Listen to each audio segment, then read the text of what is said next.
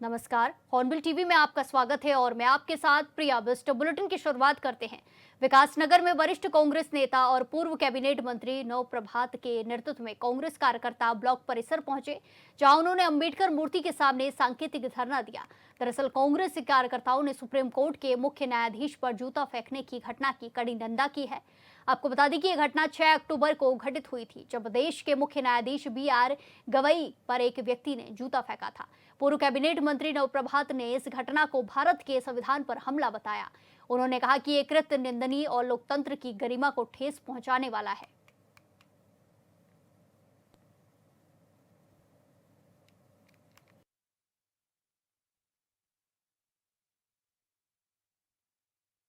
देखिए, सर्वोच्च न्यायालय में जो घटना हुई है, उससे आज भारत का जो सम्मान विश्व में है, उस सम्मान को बहुत बड़ी ठेस लगी।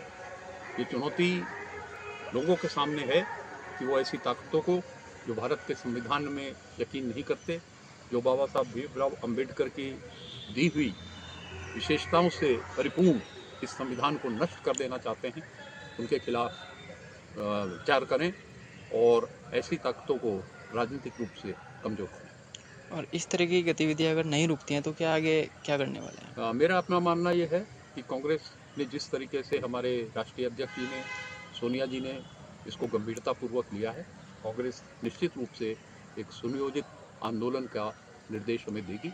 वही मैं भी साथियों से निवेदन कर रहा था कि हमें जन जागरण के कार्यक्रम को शुरू कर देना चाहिए। विकासनगर से तस्वीरें सामने आई है, जहां मुख्य न्यायाधीश पर जूता फेंकने के आक्रोश देखने को मिल रहा है। कांग्रेस कार्यकर्ताओं ने प्रदर्शन किया है। भीमराव अंबेडकर की मूर्ति के सामने ये प्रदर्शन किया गया है और कार्रवाई की जल्द से जल्द मांग की गई है। जूता फेंकने की घटना की निंदा कांग्रेस कार्यकर्ताओं की तरफ से की गई है और इसी के साथ सांकेतिक धरना भी दिया गया। यहाँ पर नारेबाजी भी की गई है और आरोपी के खिलाफ कड़ी से कड़ी कार्रवाई करने की मांग भी कांग्रेस कार्यकर्ताओं की तरफ से उठाई गई है। मुख्य न्यायाधीश पर जूता फेंकने का ये पूरा मामला है, जिस पर कांग्रेस कार्यकर्ताओं की तरफ से अब प्रदर्शन देखने को मिल रहा है। डॉक्टर भीमराव अंबेडकर की मूर्ति के सामने कांग्रेस कार्यकर्ताओं ने प्रदर्शन किया है। जूता फेंकने की घटना की निंदा की गई है। जहां तस्वीरों में आप देख सकते हैं, जहां भीमराव अंबेडकर की मूर्ति के सामने लगातार कार्यकर्ताओं के द्वारा प्रदर्शन किया गया और आरोपी के खिलाफ कार्रवाई की मांग की गई है। मुख्य न्यायाधीश पर जूता फेंकने का ये पूरा मामला है, जहां मुख्य न्यायाधीश पर जूता फेंका गया था एक व्यक्ति के द्वारा, जिसके बाद ये मामला लगातार गर्माता जा रहा है। इसी के साथ खबरों में आगे बढ़ते हैं। देहरादून में आयोजित सेब महोत्सव 2.0 को लेकर उत्तराखंड के कृषि मंत्री गणेश जोशी ने कहा कि राज्य में कृषि और बागवानी के क्षेत्र में अभूतपूर्व बदलाव देखने को मिल रहे हैं। उन्होंने कहा कि नाबार्ड के सहयोग से किसानों को आधुनिक तकनीक, वित्तीय सहायता और मार्केट लिंकिंग की सुविधाएं मिल रही है।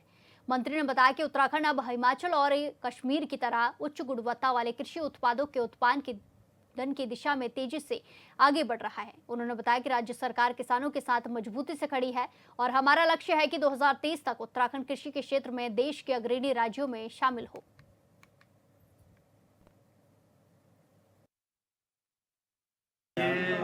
आज हमारा जो हर्सिल का सेब है, उसकी क्वालिटी इतनी बेहतर है, वो कश्मीर की सेब को बीट करता है। और आज नाबार्ड द्वारा यहाँ पर दूसरा ये फेस्टिवल यहाँ पर आयोजित किया गया है और जिसमें हमारा हर्सिल व चक्रौता का सेब यहाँ पर है। ये भी है, मैंने कई स्टॉलों का निरीक्षण किया।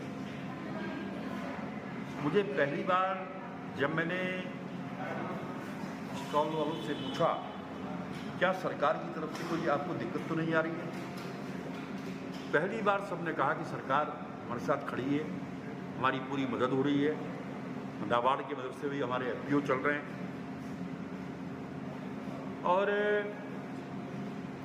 मैं दावे के साथ कह सकता हूँ आज हिमाचल व कश्मीर के बाद हम एप्पल के उत्पादन में तीसरे स्थान पर हैं। हमारा संकल्प है कि 2030 में हम उनकी बराबरी करेंगे, जो आज हाई डेंसिटी का पर हम लगा रहे हैं। इसी के साथ खबरों में आगे बढ़ते हैं। उत्तराखंड के मुख्यमंत्री धामी ने कहा है कि सरकार आपके द्वार कार्यक्रम शुरू किया जा रहा है, जिसमें विधायक सांसद ग्रामीण क्षेत्रों में जाकर रात्रि विश्राम करेंगे और लोगों की समस्याओं को सुनने का काम करेंगे। ऐसे में विधायक भोपाल राम टमटा का कहना है कि सभी अपने प्रोग्राम फाइनल कर ले, जल्द ही लोगों के बीच में सरकार के तमाम विधायक, मंत्री, सांसद पहुंचेंगे। साथ ही राज्य के तमाम विषयों पर भी उन्होंने हॉर्नबिल टीवी से खास बातचीत की है। भाजपा विधायक भोपाल राम टमटा जी हमारे साथ मौजूद है। भाई साहब, जिस तरह जनता आपके द्वार ये जो कार्यक्रम आप लोग चला रहे हैं, कहाँ कहाँ प्रवास के दौरे आपके भी रहने वाले हैं और किस तरह से इस अभियान को गति दे रहे हैं ताकि आने वाले समय में बीजेपी को और मजबूती मिल सके? निश्चित रूप से अभी जो आत्मनिर्भर भारत का जो हमारी प्रदेश स्तर पर कार्यशाला हुई है, उसके बाद जिला स्तर पर भी हमारी कार्यशालाएँ हो गई हैं। हमारे जनपद में कल ही इस कार्यशाला थी और उसके बाद मंडल और फिर उसको निचले स्तर तक, माना बूथ स्तर तक उस कार्यक्रम को ले जाने का संगठन का जो ध्येय है, उसको उसके पीछे कहीं न कहीं जो संगठन की जो एक सोच है, रणनीति है, उसके पीछे हमारे यशस्वी प्रधानमंत्री जी ने आत्मनिर्भर भारत और स्वदेशी, इस बात का भारत के हर बच्चे को, हर नागरिक को, हर व्यक्ति को, हर व्यवसायी को, हर कर्मचारी को इस बात का एहसास हो, इस बात का ज्ञान हो, इस बात की जागरूकता रखे कि आत्मनिर्भर भारत के पीछे कहीं न कहीं आपने देखा होगा कि जो कोविड का दौर था, तो उस समय हमारे पास अपना मास्क तक नहीं था, लेकिन प्रधानमंत्री जी के संकल्प ने उस दौर को अपने कर्म के बल पर, और मैं ये कहूँगा कि कहीं न कहीं इस बात को साबित करने का उन्होंने जो प्रयास किया था, वो पूरा विश्व आज समझ रहा है उस बात को। अच्छा भाई साहब, क्योंकि आप लोग शहीदों के घरों से आंगन की मिट्टी भी एकत्रित कर रहे हैं, किस तरह के अभियान भी चलाए जा रहे हैं ताकि सैनिकों को भी जो सम्मान है वो भी मिल सके, और साथ ही क्योंकि सरकार सैनिकों के साथ भी एक गठजोड़ जिस तरह से करती है, उनको आकर्षित एक तरह से कहा जा सकता है करते हैं, क्योंकि विपक्ष भी अब इसको लेकर के अभियान कई तरह के चला रहा है, तो आप लोगों का ये अभियान किस मायने में है और किस तरह से अलग है? देखिए, जहाँ तक विपक्ष की बात है, तो विपक्ष क्या करती है हमें इससे कोई लेने देना नहीं है, हम इस प्रकार की बातें रखते भी नहीं हैं। लेकिन जहाँ तक भारतीय जनता पार्टी की बात है, निश्चित रूप से माँ भारती की सेवा में जो लोग सीमाओं पर रहते हैं, अपने परिवार से दूर रहते हैं और दूर रह कर के अपने देशवासियों की रक्षा, उनके लिए रात दिन बर्फ़ से लेकर के तमाम प्रकार के कष्ट वो सहते हैं, तो कहीं न कहीं हम सब का भी एक दायित्व बनता है कि हमारी उनके प्रति सम्मान की भावनाओं के साथ साथ उनके परिवार के प्रति, उनके प्रियजनों के प्रति हमारा भी एक सहयोग की भावना, उनके प्रति आदर का भाव, उनके सुख दुख में उनका साथ देने का भाव हमारे अंदर होना चाहिए। और भारतीय जनता पार्टी इस काम को भली भांति समझती भी है और करती भी है। बस जीएसटी में बड़ी छूट जिस तरह से केंद्र सरकार की ओर से दी गई है, काफ़ी लाभ ताकि लोगों तक पहुंच सके, किस रूप में आप इसको देखते भी हैं और आने वाले समय में कितना लाभ उन लोगों को भी मिलेगा जीएसटी कटौती के बाद? निश्चित रूप से मैं समझता हूँ कि एक बहुत क्रांतिकारी, और मैं कहूँगा कि दीपावली से पहले एक बहुत बड़ी सौगात देशवासियों को हमारे यशस्वी प्रधानमंत्री जी ने दी है, और इसके माध्यम से आप समझ सकते हैं कि बहुत सारी चीज़ें जो लोगों के क्रय के दायरे में नहीं आ रही थी, वो आज उनके क्रय के दायरे में आ रही हैं। हर चीज़ का ध्यान रखा गया है। ये बताइए कि 12% को 5% कर दिया गया है, कई को शून्य कर दिया गया है, तो ये अपने आप में मैं समझूंगा कि क्रांतिकारी परिवर्तन है। और ये जो स्वदेशी अपनाओ अभियान आप लोग चला रहे हैं, इससे कितना फ़ायदा आपको होता हुआ लग रहा है कि उत्तराखंड में भी इससे फ़ायदा होगा? निश्चित रूप से ये जो संकल्प स्वदेशी का आज हमको देखने को मिल रहा है, तो आप ये कह सकते हैं कि जहाँ हमारे पास अपने मोबाइल ही नहीं थे। आज हम लगभग 96-97% की जो हमारी मैन्युफैक्चरिंग है वो हमारी स्वदेशी है। इसी प्रकार बहुत सारी ऐसी चीज़ें हैं। आपने कोविड के बाद देखा होगा कि हमने वैज्ञानिक हमारी टेक्नोलॉजी हमारी हमने अपने को भी सुरक्षित किया। अन्य अड़ोसी पड़ोसी कई मुल्कों को हमने वैक्सीन देने का काम किया और उनको भी कहीं न कहीं बचाने का काम किया। तो ये कहीं न कहीं जो हमारा स्वदेशी का जो भाव मन में है, ये इस देश को 2047 तक निश्चित रूप से जो संकल्प हमारे यशस्वी प्रधानमंत्री जी ने लिया है विकसित भारत का, ये निश्चित रूप से उसको पूरा करेगा। मैं अपने जनपद की बात करूं तो आज हमारे जनपद में ये जो तमाम ऊनी वस्त्र बनते हैं, रिंगाल के काम होते हैं, लोहे के काम होते हैं और तमाम प्रकार के जो हमारे चीज़ें जो उत्तराखंड में इस्तेमाल की जाती है वो बनती हैं। और आज गांव-गांव में आज हमारा मंडवा जो 5 रुपये किलो भी नहीं जाता था वो आज 48-49 रुपये 50 रुपये किलो बिक रहा है। तो कहीं न कहीं इस स्वदेशी का जो भाव आया है, इससे एक नई क्रांति आएगी और कहीं न कहीं जो ये ध्येय था इसके पीछे कि किस प्रकार हम दूर दराज गाँव में रहने वालों की आर्थिकी को मजबूत करें, संबल दें। निश्चित रूप से इससे एक बहुत बड़ा आने वाले समय में कल हमारी एक कार्यशाला थी, तो मैंने महसूस किया इस बात को कि ये जो स्वदेशी का नारा है ना? निश्चित रूप से ये एक बहुत बड़ा परिवर्तन उत्तराखंड में लाने का काम करेगा और यही पूरे देश में इससे कहीं न कहीं एक बहुत बड़ा बदलाव और एक बहुत बड़ी आर्थिकी का आधार बनेगा। जी, धन्यवाद सर, हमसे बातचीत करने के लिए। भोपाल राम टपटा जी हमारे साथ थे, जो कि तमाम विषयों पर हमारे साथ बातचीत कर रहे थे। हॉर्नबिल टीवी के लिए देहरादून से विशाल गर्ग। तराई पश्चिमी डिवीजन के डीएफओ प्रकाश चंद्र आर्य ने आगामी अमावस्या की रात को लेकर सख्त चेतावनी जारी की है। उन्होंने साफ कहा है कि अंधविश्वास के नाम पर जानों से खिलवाड़ करने वालों पर कठोर कार्रवाई होगी। रिपोर्ट देखिए।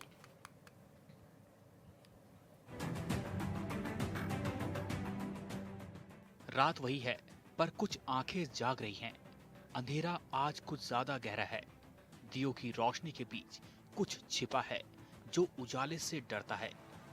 लोग कहते हैं कि वो चाहता है किस्मत, लेकिन किसी की जिंदगी की कीमत पर। कहते हैं मां लक्ष्मी उल्लू पर आती हैं, पर उस रात उल्लू के पंजों में डर लिखा होता है। कौन बचाएगा उसे अमावस्या की रात? कौन करेगा पूजा, कौन करेगा पाप? फर्क बस इतना है कि कुछ रोशनी बचाना चाहते हैं और कुछ उसे निगल जाना। जो दिवाली के टाइम पे आज जैसे कि आपने कहा कि जादू टोने में जो लोग अंधविश्वास करते हैं, वो उल्लू का और ये बहुत सारे अन्य जीव जंतुओं का शिकार करके उनकी बलि देने का एक वो रखते हैं। तो इसके मद्देनजर जैसे हम लोग हर साल करते हैं, इस साल भी सभी अपने स्टाफ को अलर्ट जारी कर दिया गया है और किसी भी तरीके के संदिग्ध व्यक्ति को जंगल में घूमने पर रोकने के लिए कहा गया है और उनके विरुद्ध कार्रवाई करने को कहा गया है। और अलर्ट एक तरह से जारी हो गया हमारी तरफ से कि कहीं पे भी किस तरह की कोई घटना नहीं होने देनी। अमावस्या की वो रात जब अंधेरा सब कुछ निगलने को तैयार होता है, तो कुछ लोग उसे शक्ति का अड्डा बना लेते हैं। तंत्र मंत्र और उल्लू की पूजा। कुछ घरों में यह तमाशा पूजा कहलाता है, तो कुछ लोग कहते हैं कि किस्मत चमकाने का आखिरी रास्ता। तराई पश्चिमी डिवीजन के डीएफओ प्रकाश चंद्र आर्य ने सख्त आदेश जारी किए हैं कि जिसमें उन्होंने कहा है कि किसी भी व्यक्ति को अवैध रूप से संरक्षित क्षेत्र के भीतर जाने, पक्षियों को परेशान करने या उल्लू जैसे रात्रिचर जीवों को छेड़ने की इजाजत नहीं होगी। अमावस्या दीपावली की रात धर्म का बहाना बनाकर कई बार जीवों की हत्या की जाती है, जिसे अब बर्दाश्त नहीं किया जाएगा। वो उनको पहले से ही बता दिया गया कि अगर कहीं ये जो इस तरह की जो घटनाएं होती हैं, इनको कड़ी तैयारी करनी है और अच्छी तरह से उसको रोकना है। यदि फिर भी अगर कोई घटना इस तरह की घटित हुई तो संबंधित कर्मचारी के विरुद्ध कठोर कार्रवाई की जाएगी, ये उनको पूर्व में ही बता दिया गया है। अंधविश्वास की रातें डराती है, पर असली डर उस वक्त होता है जब इंसानी हस्तक्षेप से जंगली जिंदगी बिखरती है। डीएफओ प्रकाश चंद्र आर्य का संदेश सख्त है। यही रात है जब आप विरासत बचा सकते हैं या उसे हमेशा के लिए खो सकते हैं। अगर आप अमावस्या पर पूजा करें तो उसे इंसानियत और कानून के भीतर रखकर करें। ऊँघते उल्लू और अंधेरी आंखें भी जिंदा रहना चाहती हैं। और इस तरह से हम लोग लगातार दिवाली के अवसर पर तो हम लोग हमारी पूरी टीम अलर्ट रहती है और ये कार्रवाई हम लोग हर साल करते हैं, तो इसलिए हम लोग हमारा एक उसमें है कि हम करते ही करते हैं। सरकारी चेतावनी साफ है कि अंधविश्वास के नाम पर जान से खिलवाड़ करने वालों पर कठोर कार्रवाई होगी। अगर आप रक्षा करना चाहते हैं तो अपने रीति रिवाज निभाइए, मगर प्रकृति को बचाना कभी ना भूलिए। Bureau report, hornbill TV.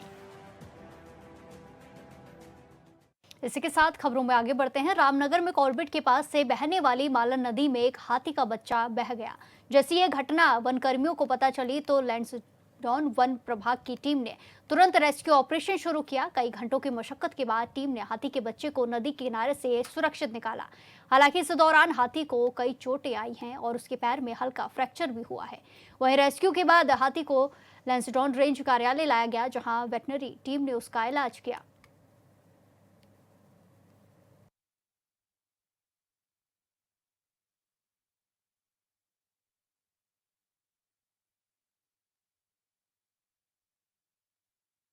कि कुछ समय पूर्व मालन नदी में एक हाथी का बहुत छोटा बच्चा, लगभग 1 माह की जो उसकी उम्र थी, फीमेल वो बच्चा था, वो बह के आया था और बहुत बुरी तरह से इंजर्ड था।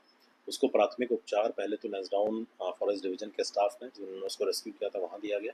उसके बाद उसको कालागढ़ जो हमारा ट्रेनिंग सेंटर है और जो हमारा जो एलिफेंट का जो वो है सेंटर है, उसमें लाया गया। वो लगातार उसका इलाज किया जा रहा है। गहरी उसकी चोटें बहुत थी, एक उसमें माइनर फ्रैक्चर भी था। अभी तक का रिजल्ट अगेन बहुत इंकरेजिंग रहा है। जो हमारे पशु चिकित्सा अधिकारी हैं और जो हमारी टीम है, उनके द्वारा उसका लगातार निगरानी और उसको जो ट्रीटमेंट दिया गया, उसका पॉजिटिव रिजल्ट अभी तक सामने आ रहा है। घाव भी बढ़ते हुए दिख रहे हैं और फ्रैक्चर भी इम्प्रूव होता हुआ दिख रहा है। तो हमें उम्मीद है कि वो जो बच्चा है, वो हम उसको सफलतापूर्वक उसका ट्रीटमेंट कर पाएँ। अल्मोड़ा में 10 अक्टूबर से 3 दिवसीय अल्मोड़ा साहित्य महोत्सव आयोजित किया जा रहा है, जिसमें 40 से ज्यादा सत्रों का आयोजन किया जाएगा। फेस्ट में पद्मश्री डॉक्टर ललित पांडे समेत देश के प्रतिष्ठित लेखक, कवि, कहानीकार और प्रशासक शिरकत करेंगे। सांस्कृतिक कार्यक्रमों में फाग दर्शन, होली गीत का भी आयोजन किया जाएगा। इस संबंध में अध्यक्ष ने बताया कि महोत्सव में हिंदी लेखन को प्रोत्साहित करने के लिए रोड मैप पर चर्चा की जाएगी। अल्मोड़ा के ऐतिहासिक मल्ला महल में एक अल्मोड़ा साहित्य महोत्सव की शुरुआत हो रही है। ये 10 अक्टूबर से लेकर के 12 अक्टूबर तक ये कार्यक्रम रहेगा। इसमें साहित्य और संस्कृति और पर्यावरण तथा हमारी आध्यात्मिकता को लेकर के और विभिन्न विषयों पर करीब 40 सत्रों में इसमें चर्चा रहेगी। हरिद्वार में सड़क दुर्घटनाओं से होने वाली मौतों को कम करने के उद्देश्य से परिवहन विभाग ने नो हेलमेट नो पेट्रोल अभियान की शुरुआत की है। इसी क्रम में यातायात पुलिस के सहयोग से एआरटीओ उनकी टीम ने क्षेत्र के कई पेट्रोल पंपों पर बैनर लगाए और पेट्रोल पंप के मालिकों, कर्मचारियों के साथ साथ पेट्रोल लेने आए व्यक्तियों को हेलमेट के महत्व के प्रति जागरूक किया।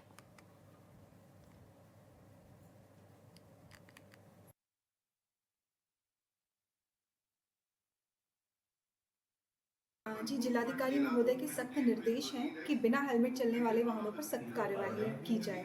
उसी के परिप्रेक्ष्य में हमने अभी पूर्व में परिवहन विभाग द्वारा पेट्रोल पंप पर एक कार्यवाही शुरू की गई थी कि नो हेलमेट नो फ्यूल। अगर आपने हेलमेट नहीं लगाया, आपको फ्यूल नहीं मिलेगा। उसी के क्रम में हम अलग अलग पेट्रोल पंप पर जाकर जागरूकता अभियान लगा रहे हैं और जो हमारी टीम्स हैं वहाँ पर लोगों को निर्देशित कर रही हैं। कल यातायात पुलिस के द्वारा भी हमारा सहयोग प्रदान किया गया है और अब यातायात पुलिस भी जो भी पेट्रोल पंप है उन पर सख्त निगरानी कर रही है। लोगों को अभी हम समझा रहे हैं कि आप लोग हेलमेट लगाएं, क्योंकि अधिकतर दुर्घटनाओं में हेलमेट ना होने के कारण मृत्यु दर की संभावना अधिक रहती है। तो हमारी लोगों से यही अपील है कि प्लीज़ आप लोग हेलमेट लगाएं, अपने लिए लगाएं, अपने परिवार के लिए लगाएं। यही हम सबसे अपील करते हैं। बीते सोमवार से केदारनाथ धाम में भारी बर्फबारी हो रही है। वहीं केदारनाथ पहुंच रहे श्रद्धालु बर्फबारी का लुत्फ उतारते नजर आ रहे हैं। लगातार हो रही बर्फबारी के बीच पुलिस की ओर से मंदिर पर दर्शन के लिए पहुंच रहे श्रद्धालुओं को सुगम तरीके से दर्शन कराए जा रहे हैं। साथ ही श्रद्धालुओं ने पुलिस प्रशासन का आभार भी जताया।